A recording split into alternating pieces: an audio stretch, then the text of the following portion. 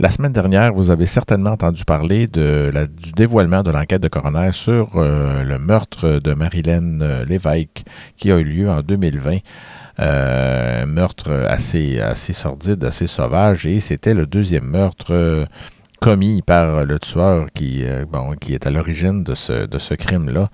Est-ce qu'on peut parler de tueur en série? Moi, c'est une question qui me vient assez rapidement dans ce cas-là parce que, bon, étant donné le lien aussi avec la sexualité assez morbide et la façon de tuer, donc il en était à sa deuxième victime féminine. C'est un cas assez dangereux. Donc, j'ai pas eu le temps d'en parler, d'en faire une balado plus tôt. La vie étant ce qu'elle est. Mais j'ai reçu l'enquête de coroner en même temps que les médias la semaine dernière. Et là, on va prendre le temps de la regarder ensemble, si vous le voulez bien, un petit peu plus qu'un topo de 2 minutes présenté sur les ondes des télévisions traditionnelles. Donc, on va regarder ça ensemble dès maintenant. Donc, voici l'enquête de coroner en question sur le décès tragique de Marilyn Lévesque fait par la coroner maître Stéphanie Gamache. Comme on le voit ici en haut, ça s'étire sur 9 pages. On va le voir ensemble. Donc, le bureau du coroner, ça, c'est les principales informations. J'ai remarqué, que contrairement à certaines enquêtes plus anciennes, on devient de plus en plus prudent sur certaines informations. Donc, par exemple, l'adresse, par exemple, de la victime ou soit sa date de naissance et tout ça. Bref, moi, je le comprends parfaitement. On évite peut-être la chasse aux sorcières et des choses comme ça, quoique ça se fait tout de même. Il y a plusieurs personnes qui s'improvisent enquêteurs privés et tout ça, qui des fouineux. Mais bref, nous, on se contente de ce qui est public ici. Donc, l'enquête de coroner, c'est parfaitement public, et l'identification. On va y aller par étapes, là, si vous le voulez bien. Donc, la première étape, c'est l'identification de la personne décédée. On va passer rapidement là-dessus. Les circonstances du décès, je pense que ça va nous servir un peu parce qu'on va se rappeler ce qui s'est passé pour mieux comprendre l'événement. Donc, le 22 janvier 2020, Mme Lévesque se présente dans un hôtel du secteur Sainte-Foy de Québec vers 17h10 et elle s'enregistre à la réception. Elle se rend à la chambre qu'elle a louée, y dépose ses effets personnels, puis elle se dirige vers le restaurant de l'hôtel. Vers 17h47, un homme arrive au restaurant pour y rencontrer Madame Lévesque qui est attablée pour manger un repas. L'homme commande quelques consommations alcoolisées et le couple quitte le restaurant vers 19h22 pour se rendre à la chambre louée par Madame Lévesque vers 20h43. L'homme quitte l'hôtel finalement. Donc tout ça s'est passé entre 17h10 et 20h43. On va y revenir plus en détail. Donc, on aura compris ici que, sans le nommer, parce que le choix de la coroner, ça a été de ne pas nommer M. Galaise, ou Galaise, ou les médias l'ont prononcé de différentes façons. Donc, M. Galaise, c'est lui ici, l'homme qui avait rendez-vous, et on va comprendre que, il avait rendez-vous avec elle parce que Mme Lévesque offrait des services sexuels. Donc, voilà, il est arrivé ici, on va y aller là, à quelques consommations alcoolisées, et le couple quitte le restaurant vers 19h22 pour se rendre à la chambre. Donc, le crime s'est produit entre 19h22 et 20h43, parce que là, c'est l'heure qu'il a quitté l'hôtel. Ce qui étonne, évidemment, dans ce qu'on peut appeler les tueurs à caractère sexuel ou tueurs en série, parce que souvent les liens, on entend toutes sortes de trucs, là, mais pour moi, dans ma tête, souvent, ça se ressemble parce que la motivation est sexuelle et tout ça, donc c'est une déviation assez tordue et ils veulent répéter leurs fantasmes, tout ça. Ce qui est étonnant ici, dans ça, justement, c'est que vers 23h34, le même soir, Galaise s'est présenté au poste de police de Québec pour rapporter son crime, finalement. Donc, il a dit, OK, c'est moi qui ai assassiné Mme Lévesque. Les policiers se sont rendus, comme l'écrit le coroner, à la chambre d'hôtel identifiée par cet agresseur et ils ont effectivement trouvé le corps de Mme Lévesque. Elle était inanimée. Couché sur le dos et un manteau de femme longueur 3/4 lui recouvre la région thoracique. Et on va apprendre plus tard que c'est justement la région thoracique, c'est là que l'attaque s'est produite principalement. Les coups de couteau ont été là. Donc, c'est comme s'il avait recouvert les plaies pour ne pas les voir après, après son blackout, si on veut dire, si on peut appeler ça comme ça. Madame Lévesque était encore tiède et sans pouls. Donc, ça faisait pas longtemps qu'elle était décédée, effectivement. En retirant le manteau, les policiers ont observé plusieurs lacérations, justement, par arme blanche sur son corps. Les ambulanciers ont fait ce qu'ils ont pu, mais on comprend que finalement, le décès a été prononcé à 1h47 le 23 janvier, dans la nuit du 23 janvier 2020. Maintenant, on passe à l'étape de l'examen externe, tout ce qui concerne autopsie et analyse toxicologique. On va passer brièvement le premier paragraphe pour aller au deuxième. Le pathologiste a observé la présence de 57 plaies faites avec un instrument piquant et tranchant. Donc, on comprend qu'il y a eu 57 coups de couteau au moins. Et on précise ici que 36 des plaies se situent dans la région thoracique, thorax, abdomen et le dos. 19 aux membres supérieurs, donc les bras, et 2 aux membres intérieurs droit.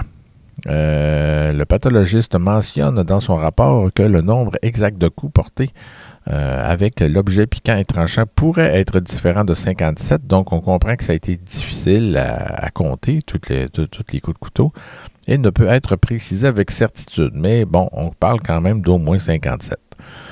Cependant, il peut établir que le décès de Mme Lévesque est attribuable à un important traumatisme thoraco-abdominal par objet piquant et tranchant et qu'il n'y a aucune lésion traumatique significative à la région de la tête et du cou. Donc, il visait vraiment le corps, la poitrine principalement.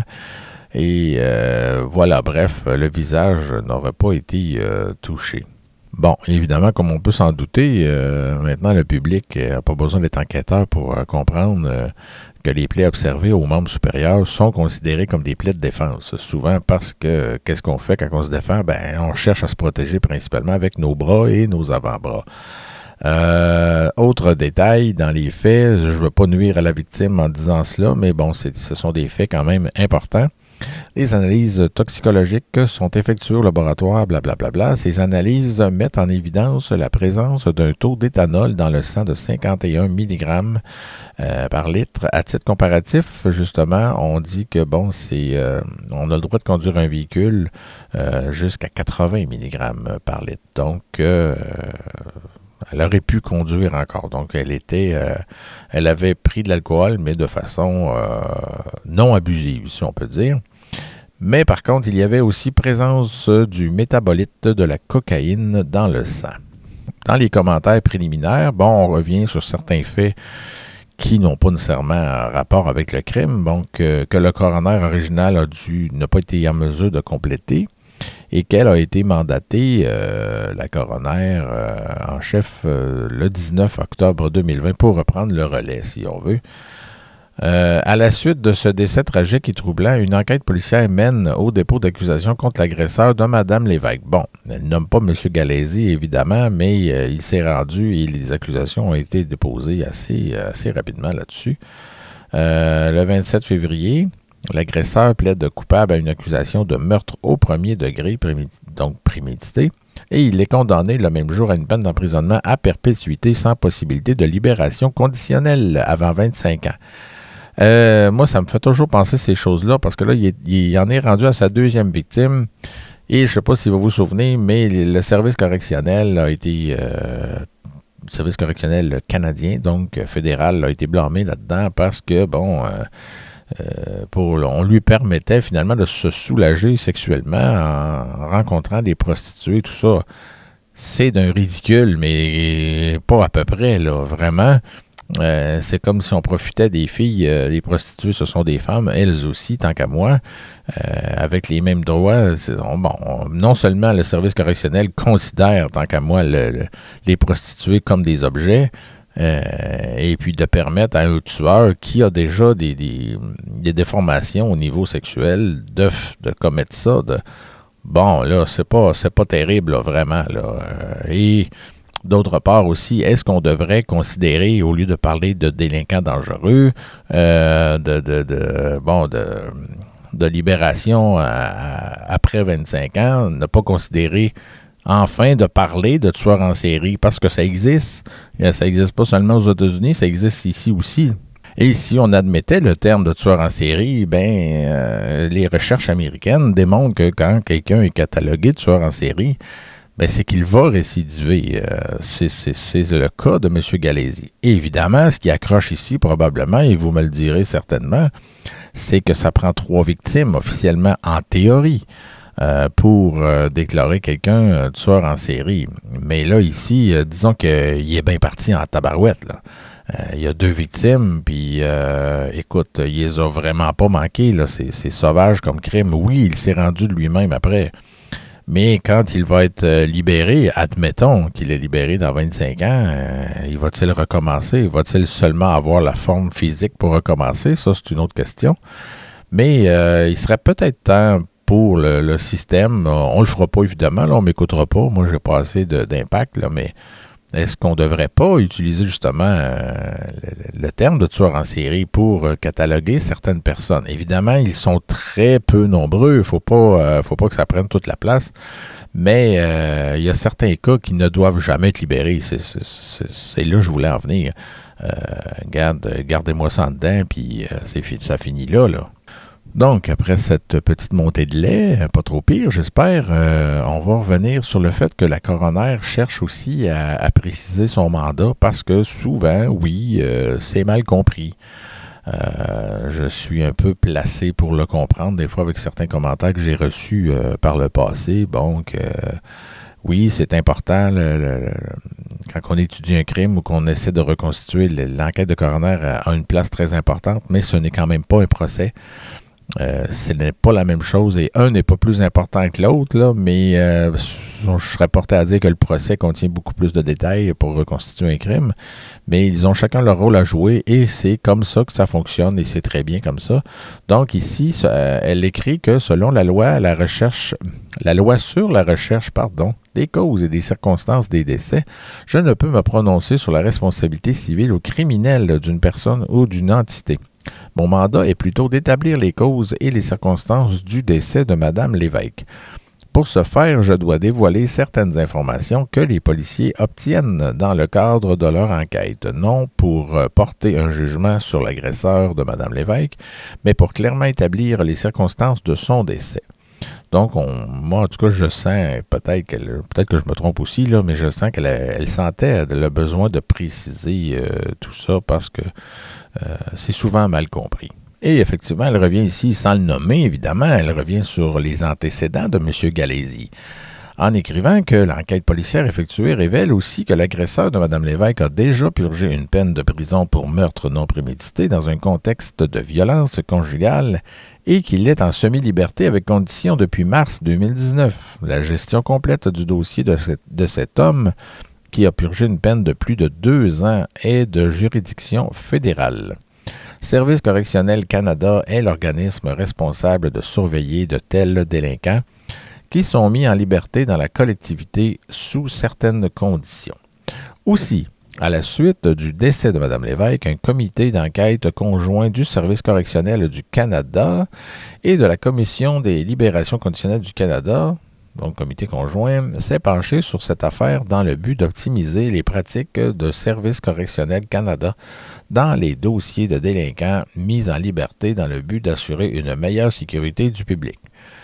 Bon, c'est pas la première fois qu'il y a un scandale côté des libérations des criminels. Des fois, on essaie d'y comprendre, mais la psychologie ne remplace pas tout. Hein. C'est probablement à ce niveau-là. Là. Certaines personnes pensent qu'ils peuvent s'improviser psychologue ou profileur puis dire « Ah, OK, moi je le comprends, on peut le libérer, puis il ne sera pas dangereux pour la société. » C'est arrivé à quelques reprises. Hein. Je me rappelle comme ça, à brûle-pourpoint, Mario Bastien, il y a plusieurs années, qui avait tué le petit Limoges, qui avait été libéré beaucoup trop tôt. On pense aussi dans les années 60 à Léopold Dion, qui, était vraiment dangereux, puis on l'avait libéré, en tout cas, tout ça. C'est pas la première fois. C'est sûr que, aucun système n'est parfait, mais là, c'est une belle bourde, là, disons.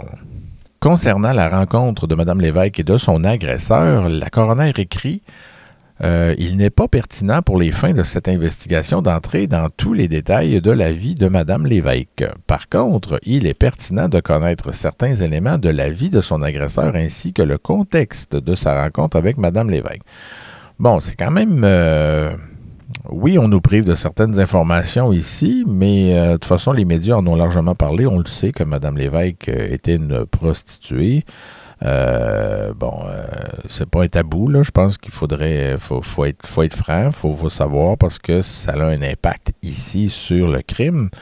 Le métier qu'une personne pratique dans le contexte de la victimologie, des fois, ça n'a aucun lien. Je veux dire, quelqu'un peut être un électricien, être assassiné, puis ça n'a aucun rapport avec son métier, mais ici, là, ça a un lien assez direct, là, pas à peu près. Mais bon, on va revenir aussi, la coroner préfère revenir sur le passé de M. Gallesi. Et évidemment, bon, des fois on se fait accuser de dire qu'on accorde trop d'importance aux tueurs et non pas aux victimes, mais c'est quand même la faute du tueur quand il y a un crime, donc c'est lui qu'il faut étudier. Et ici, bon, ben l'enquête policière effectuée fournit au coroner plusieurs informations. Comme mentionné ici haut, l'agresseur a une historique de violence conjugale. Il a été condamné en 2006 à un emprisonnement à perpétuité. Hein, vous voyez que ça a été merveilleux. Hein? Il est resté à perpétuité en prison. Hein? C'est merveilleux. Non, ici, je niaise, là, mais on voit qu'il n'a pas fait... il a vraiment pas fait 20 ans. Là. Pour le meurtre non prémédité de son ex-conjointe, ça a été non prémédité à l'époque, mais bref, qui est survenu en 2004.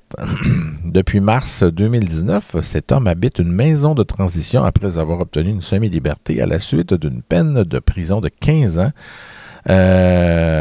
Encore là, c'est surprenant.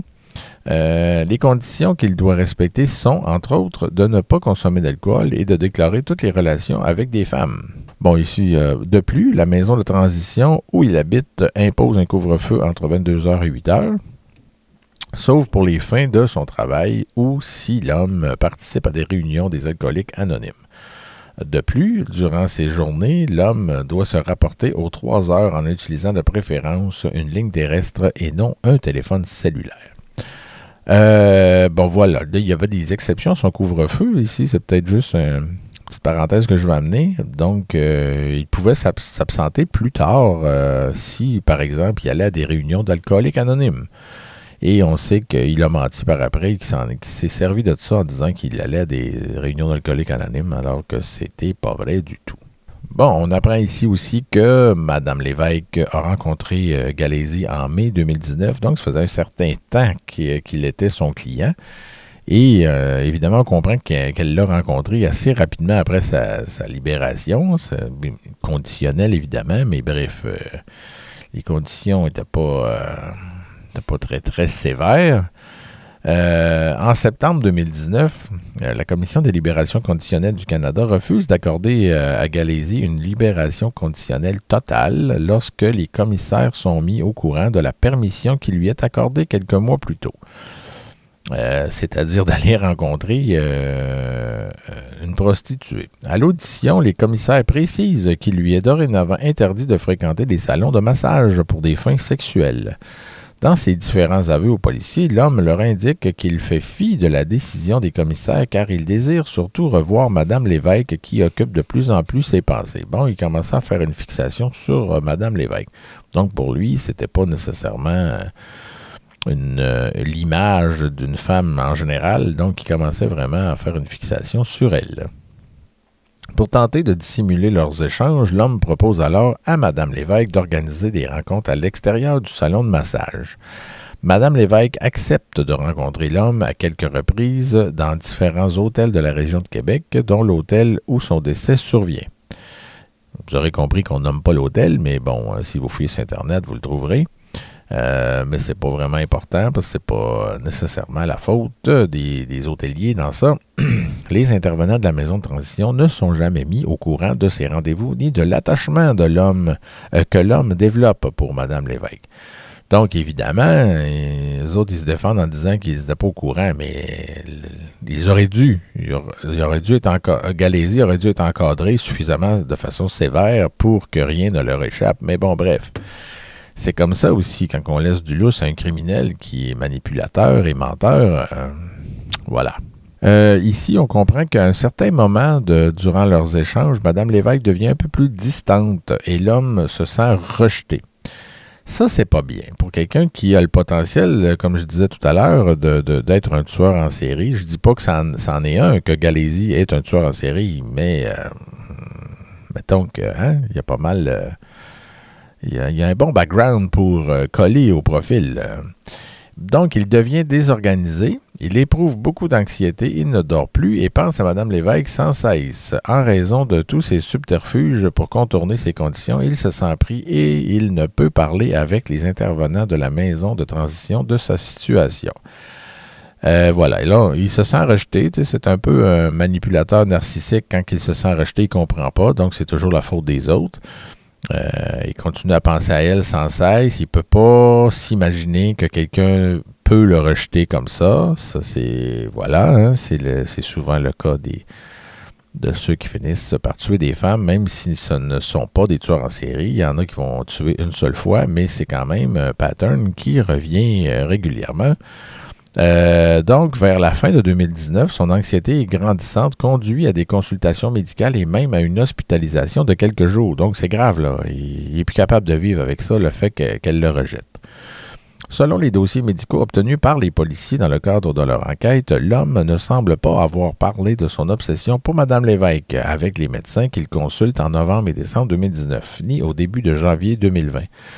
Donc, il garde ça pour lui. Il est vraiment perturbé, mais en même temps, il peut pas... il ne veut pas aussi en parler du vrai problème. Donc, ça continue à le gruger. C'est ça que je comprends. Donc, on en vient en janvier 2020. Elle le rencontre tout de même. Marilyn Lévesque le rencontre tout de même le 11 janvier 2020. Selon leurs échanges lors de cette rencontre, il devient maintenant apparent que Galésie comprend que Mme Lévesque ne voudra jamais être en couple avec lui. Là. C'est une illusion là, complète. Donc, quelques jours plus tard, il revient.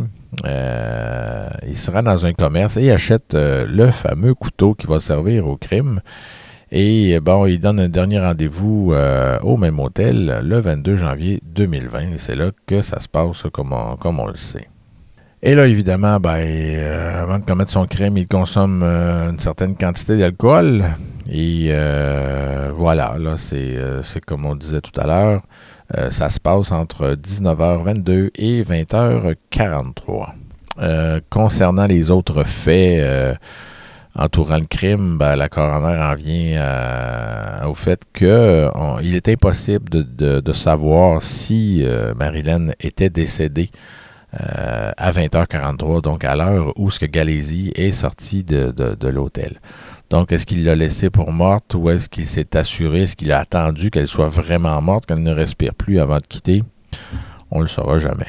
Mais selon les ambulanciers qui sont arrivés ensuite sur les lieux, selon eux, ça serait survenu quelques heures plus tôt. Donc, avec ce détail-là, on pourrait présenter l'hypothèse selon laquelle elle était décédée à 20h43 ou un peu avant. Bon, ensuite, la coroner donne beaucoup de détails sur les services, les erreurs commises aussi par le Service correctionnel Canada et les mensonges de l'agresseur, donc de M. Galésie. On va s'attarder surtout aux préventions là, vers la fin. Donc, elle se questionne à savoir quelles mesures pourraient contribuer à prévenir un tel décès. On ne répétera jamais assez que la violence conjugale est une problématique d'une extrême complexité.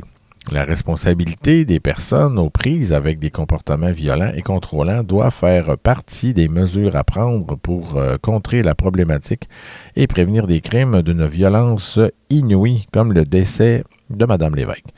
Ici, je veux juste apporter une précision. On parle de violence conjugale, mais c'était pas vraiment des conjoints, là. Et si là, je me questionne là-dessus, là. Parce que la violence conjugale, bon, il y a un lien que, bon, par exemple, la femme habite avec son agresseur et qu'elle il y a un lien difficile à rompre dans le sens qu'elle habite avec lui. C'est difficile pour elle de se reloger, d'aller chercher de l'aide. Parfois même, il y a des enfants dans ça. Donc, ce lien-là n'était pas là. Je ne sais pas pourquoi elle parle de violence conjugale, mais on aura compris que c'est la violence d'un homme envers une femme. Et bon, voilà, c'est assez large, mais assez répandu aussi dans la société, évidemment. Là, on en entend parler assez régulièrement, malheureusement.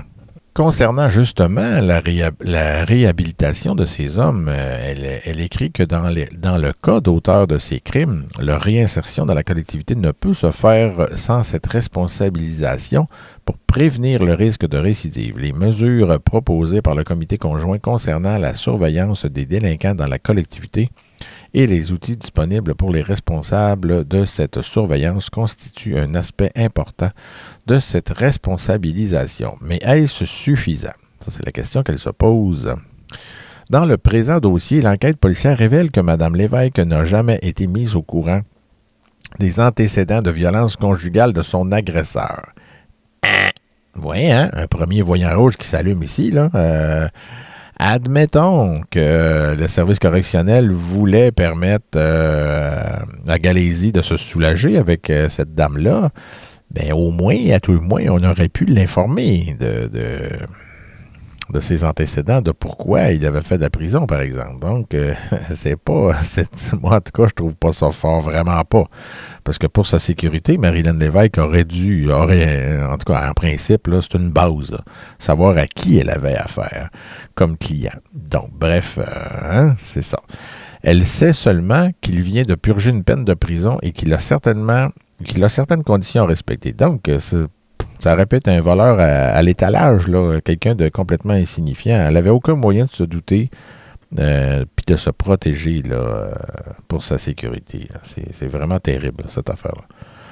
Quant à ses proches rencontrés par les policiers, ils mentionnent tous que Mme Lévesque est discrète concernant son travail. Donc, oui, c'était une prostituée ou une travailleuse du sexe, comme on dit, de façon plus civilisée. Mais elle était très discrète là-dessus, donc voilà. Aussi, son entourage ne peut se douter que les contacts qu'elle a avec son agresseur peuvent poser un risque important pour sa sécurité. De plus, il semble que les ressources médicales que l'homme a consultées à l'automne 2019, alors qu'il se désorganise de plus en plus, ne soient pas au fait des renseignements importants concernant la gravité de son crime. Si ces informations avaient été connues, l'anxiété et la désorganisation grandissante de l'homme auraient pu être mieux évaluées par les ressources médicales consultées. Ce dernier élément découle peut-être d'une mauvaise communication avec les responsables de la gestion de la mise en liberté de l'homme. Aussi, les mesures correctrices proposées pourront sans doute éviter une telle situation dans le futur. Je crois cependant qu'il existe un autre mécanisme pour assurer la sécurité du public et aussi favoriser une meilleure gestion des risques qui viennent avec la mise en liberté dans la collectivité pour les auteurs de crimes dans un contexte de violence conjugale. Et elle souligne que ce mécanisme est justement le bracelet électronique avec géolocalisation. Cet outil est déjà utilisé par Service correctionnel Canada lorsque des conditions telles une restriction. Bon, là, les médias en ont parlé la semaine passée de ça. C'était une des recommandations importantes du bracelet électronique. Mais oui, OK. Dans ce cas-ci, avant de faire mon commentaire, dans ce cas-ci, le bracelet électronique, oui, aurait pu permettre aux autorités de voir que Galésie mentait, par exemple. Donc, qu'il ne se rendait pas à ces réunions d'alcooliques anonymes, mais plutôt dans des salons de massage et tout ça. Donc, on aurait pu sévir avant qu'il commette le crime. Mais le bracelet électronique, c'est magique, c'est un babel, c'est un gadget, oui, merveilleux, mais ça ne règle pas tout. Il aurait pu respecter ses engagements et tout ça, puis est-ce que c'est vérifié continuellement, le bracelet électronique, ou c'est vérifié seulement après pour les déplacements? Ça n'empêche pas qu'il ait lâché lousse avec un bracelet électronique à la cheville. Ça ne l'empêche pas de commettre un crime, d'aller acheter un couteau et tout ça. De façon plus spontanée. Alors, je pense qu'il faut être prudent avec le bracelet électronique, là. À moins qu'il soit surveillé 24 heures sur 24 avec un GPS cellulaire.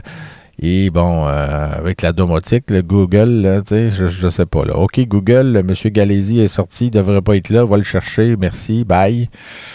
Et elle conclut ici, si l'agresseur de Mme Lévesque avait porté un bracelet électronique avec géolocalisation, son décès aurait probablement pu être évité. Oui, peut-être. Mais peut-être que non plus. Comme je le disais, ça n'empêche pas. Il aurait peut-être trouvé un moyen. C'est des gens très manipulateurs. Il aurait peut-être trouvé un autre moyen. Donc, ça n'empêche pas tout. Ce qui empêche tout, c'est de ne pas le sortir, de le garder en dedans. C'est pas compliqué, là. Tu sais, je veux dire, le gars, il est dangereux. Puis là, on le sait. Là, il a commis 2 meurtres. En tout cas, le deuxième, je ne connais pas les conditions du premier. De sa conjointe, celle de 2004. J'essaierai peut-être de faire pousser des recherches là-dessus. Ou si vous avez des détails sur ce sujet-là, écrivez-moi. Mais le meurtre de mademoiselle ou de madame Lévesque, c'est tellement terrible que là, j'espère qu'il ne ressortira plus, là, puis qu'on va y permettre là, dans 15-20 ans de sortir avec un bracelet électronique, parce que là, ça serait mieux pour aller se soulager dans quelques salons de massage que ce soit. Là, franchement, là, à un moment donné, on a le droit de donner la chance au coureur, mais là, il n'y en a plus. Là. Donc, en conclusion, évidemment, bon, Marilyn Lévesque est décédée de façon poignardée, tout ça. Ben, bref, c'est un homicide, une mort très violente. Et on va terminer sur les 2 recommandations que la coroner a fait et elle les fait précisément à Service correctionnel Canada. Donc, dans un premier temps, revoir le plan correctionnel actuel élaboré concernant l'agresseur de Mme Marilyn Lévesque en fonction du plan passé pour identifier les éléments générateurs de déresponsabilisation et ainsi améliorer l'offre de services visant l'abandon des comportements violents et contrôlants offert aux auteurs de crimes de juridiction fédérale survenus dans un contexte de violence conjugale. Des beaux mots pour dire que, bon, bref, faut resserrer la sécurité autour de ce gars-là. Là. Il est dangereux, mettons, là, c'est assez clair. Ensuite, point numéro 2, considérer l'ajout du bracelet électronique avec géolocalisation comme condition principale pour tout délinquant à qui une mise en liberté dans la collectivité est accordée lorsque l'événement criminel à l'origine de son incarcération découle d'un homicide dans un contexte de violence conjugale. Bien, comme je le disais tout à l'heure, le bracelet électronique, c'est bien beau, c'est un bel outil, sincèrement, je suis très sincère avec ça, c'est un bel outil, mais qui ne règle pas tout. Parce que là, oui, on lui donne un bracelet électronique, mais là, d'un autre côté, on y permettait, j'espère que ça ne se répétera plus, si ça se fait encore, c'est complètement ridicule, mais d'aller se soulager dans des salons de massage, puis tout ça, sous la supervision du service correctionnel. Hey, come on, hein, tu sais, c'est... on va se faire une gâterie parce que monsieur a commis un crime dans le temps. Moi, j'en ai jamais commis de crime, c'est drôle, là, j'en ai pas eu de gâterie comme ça. Alors, voilà, mauvaise blague peut-être, là, mais bref, c'est pas terrible. Si ça fait partie du processus de réhabilitation, là, ouais, il va falloir revoir les cours de psychologie avancée, là, côté criminologie. Alors, voilà, et je tiens aussi à revenir sur le fait que peut-être, là, faudrait, je sais pas, même les journalistes n'osent pas trop en parler, du terme tueur en série. Je veux dire, bon, même aux États-Unis, dans certains cas, on fait exception quand il n'y a pas besoin d'avoir 3 victimes. Quand c'est 2, dans un contexte similaire, le gars, il a des bonnes chances de récidiver. Si on le sort, c'est peut-être plus fort que lui. Il va peut-être faire une obsession. Oui, il s'est rendu. Il s'est rendu de lui-même, il a avoué son crime, mais il y a un bout où il a quand même commis son crime, que ce soit un blackout ou pas, ben, il risque de le revivre, ce gars-là, parce que s'il fait une obsession sur une autre femme, ben voilà, le manège va se répéter. Alors voilà, je ne suis pas coroner, mais bon, bref, je pense que j'ai le droit à mon opinion aussi. Et vous avez le droit à la vôtre, évidemment. Alors, c'était l'enquête de coroner sur le décès malheureux de Marilyn Lévesque, sauvagement assassinée en 2020. Merci beaucoup. Au revoir.